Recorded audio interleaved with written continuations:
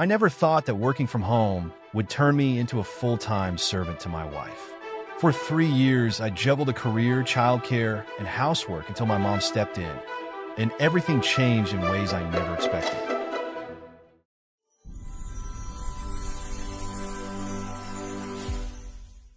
I never imagined that working from home would turn me into Rose's full-time maid. I muttered, scrubbing dishes as I answered emails. It was not supposed to be this way. When we got married, everything seemed equally divided between us. But now, with the twins and her job, things have changed. Rose gave birth to our twin boys 3 years ago. She spent 2 months at home before rushing back to work, eager to continue building her career. At first, it made sense. Rose's job was demanding, and I had the flexibility to work from home, so I took on the responsibility of taking care of the children. I can handle it, I told myself. It's temporary, and Rose will help when things calm down.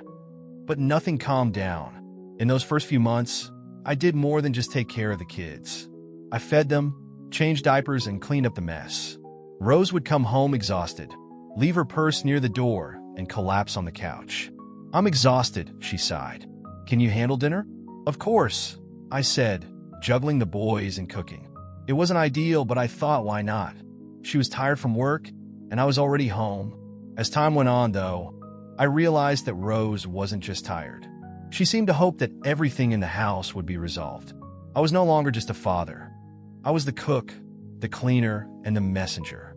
"Can you pick up my clothes from the laundry?" she would ask, walking out the door. "Have you started doing laundry?" she would say on the phone while at work. The boys finally started kindergarten, and I thought, finally, I'm going to have a break. But Rose still saw me as the person responsible for everything in the house. It didn't matter that I worked full-time either. One night, I brought it up. "Rose," I said, sitting next to her after the kids went to sleep, "I think we need to divide the tasks a little better. I'm also working, and I can't do everything myself."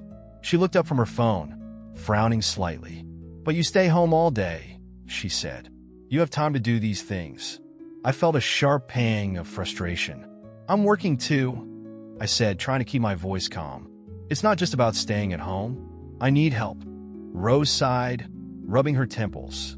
"I'm exhausted when I get home. My work takes everything away from me. Can't you just keep managing this for now?" I didn't argue. I let it go. But inside, I was smoking. How could she not see that I was also exhausted? I didn't want to live in a messy house, so I kept up with the chores, but it was wearing me down. It wasn't just the household chores. I missed my friends. I hadn't gone out in months. If I wasn't working, I was cleaning or taking care of the kids. My life was shrinking, and Rose didn't seem to notice. The breaking point came when my mother showed up unexpectedly one afternoon. She never visited me during the week, but she had made lasagna and thought I might like it a bit.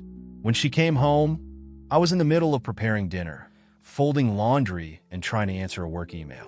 She watched me for a moment, her eyes narrowing. "What the hell are you doing?" she asked, her voice filled with surprise. "Just the usual," I replied, trying to smile. "Cooking, cleaning, working. The usual." Mom put the lasagna on the counter and looked at me. "Do you do it all the time?" I nodded. "Rose is very busy with work, so I take care of most of the things around the house." She frowned. "That's not right. You're also working. You shouldn't be doing everything." I shrugged, feeling a lump form in my throat. "I don't care, Mom, but it's getting hard. I haven't seen my friends in months. I'm exhausted." The mother's expression changed. There was fire in his eyes now. "That went too far. I know exactly what needs to be done." Before I could answer, she was already picking up the phone. "Mom, what are you doing?" "You'll see," she said, her voice firm. The next day, Rose called me at work. His voice trembled with anger. Rose's angry voice buzzed over the phone. "How could you do this to me? I have yoga, waxing, and manicure scheduled."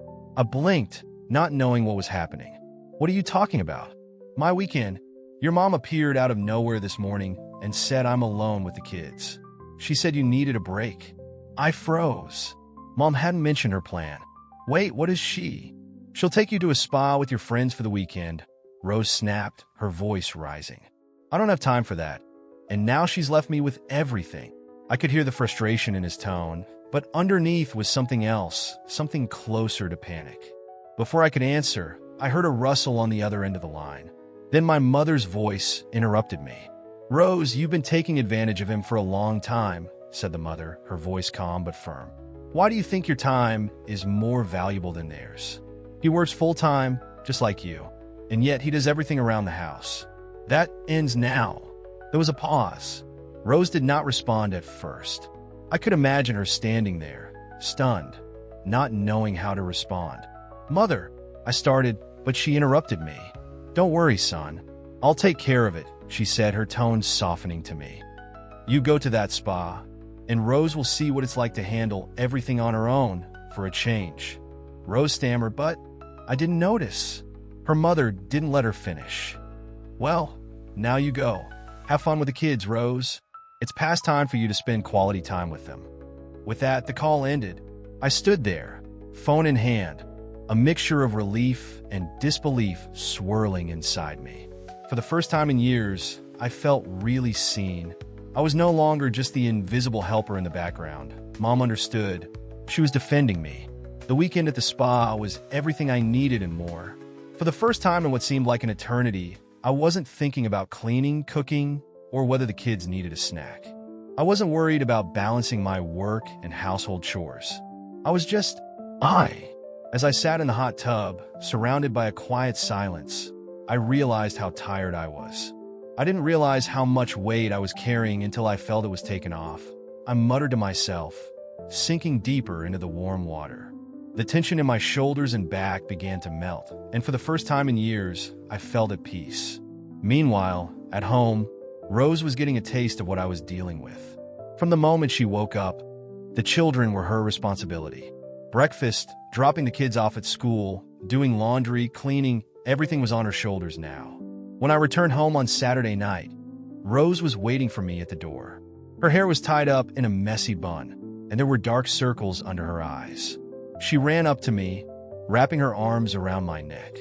"I'm sorry," she whispered, her voice cracking.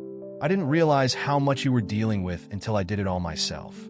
It was so overwhelming." I held her for a moment, feeling the weight of her words. "It's okay," I said softly, "but we need to do it together. I can't keep doing everything." She nodded, pulling away to look me in the eyes. "I know. I've already talked to my boss about reducing my hours. I need to be more present here, with you and the boys. I don't want to lose our family." His words were like a balm to my weary soul. For the first time in a long time, I felt hopeful. Maybe things could change. Perhaps we could find a better balance.